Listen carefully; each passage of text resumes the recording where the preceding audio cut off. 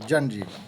तो इन जंगलों के बारे में हम पढ़ेंगे और जंगलों में जैसे लोग रहते हैं, क्या उनका जीवन होता है, कैसे वो जीते हैं, वो सब हम इसमें पढ़ने वाले हैं। ठीक, और सभी क्वेश्चंस के आंसर आपको वो बाकायदा लिख के दिए हैं, आप अपनी इसी वर्कबुक पर दूसरी जो आपको मिली उस पर नोट भी कर सकते हैं। जनरल नॉलेज से संबंधित क्वेश्चन होंगे जो भी आप समझ पाएंगे। जंगल किस प्रकार महत्वपूर्ण है, निम्न तालिका के अनुसार हमें लिखना है। तो उन्होंने लिखा हुआ है प्राणियों के लिए, अलग अलग लिखा है, टॉपिक दिए कि प्राणियों के लिए जंगल किस प्रकार से महत्वपूर्ण है। तो देखो होता क्या, अधिकतर प्राणियों का जीवन जंगल पर ही निर्भर होता है। अब जैसे पालतू जानवरों को अगर हम छोड़ भी दें एक बार, तो जितने भी जंगली जानवर हैं उनका जीवन सब पूरा यानी संपूर्ण जीवन उनका जंगलों पर ही निर्भर होता है। अगर जंगल हैं तो वो हैं, जंगल नहीं है तो समझो वो जानवर नहीं है। इसी प्रकार से वनस्पतियों के लिए, अब वनस्पतियों से मतलब है पेड़ पौधे, और पेड़ पौधे दूसरी छोटी छोटी वनस्पतियाँ, दूसरी छोटी छोटी जड़ी बूटियाँ, ये सब कहाँ मिलेंगी, जंगलों में ही मिलेंगी। जंगल हैं तो ये वनस्पतियाँ भी उनके साथ में होंगी, अदरवाइज नहीं होंगी। वनस्पतियों से मतलब है पेड़ पौधे और छोटी छोटी जड़ी बूटियाँ, घास फूस, सब वनस्पतियाँ ही कहलाती हैं। ये ही जंगल में ही सुरक्षित रह पाते हैं।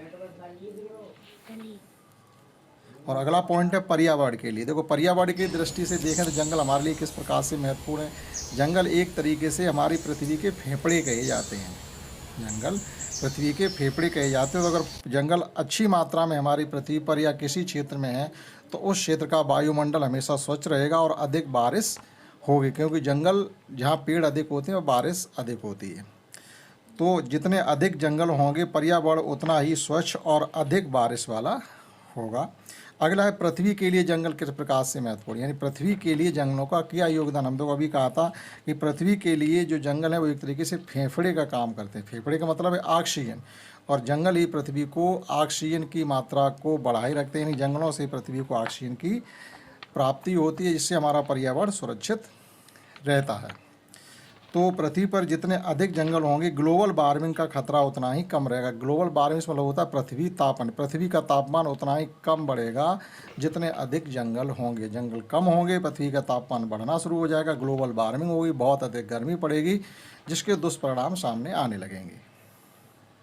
जंगलों से हमें क्या क्या प्राप्त होता है, यहाँ पर तो सब लिख सकते हैं। जंगलों से क्या प्राप्त होता है, मुख्य मुख्य चीज़ें जैसे ईंधन के रूप में लकड़ी प्राप्त होती है, विभिन्न प्रकार की औषधियाँ भी जंगलों से प्राप्त होती हैं, और जानवरों के लिए आश्रय, यानी जो जंगली जानवर होते हैं वो जंगलों में ही रहते हैं, उन्हें आश्रय प्राप्त होता है, और स्वच्छ वायु भी हमें जंगलों से ही प्राप्त होती है।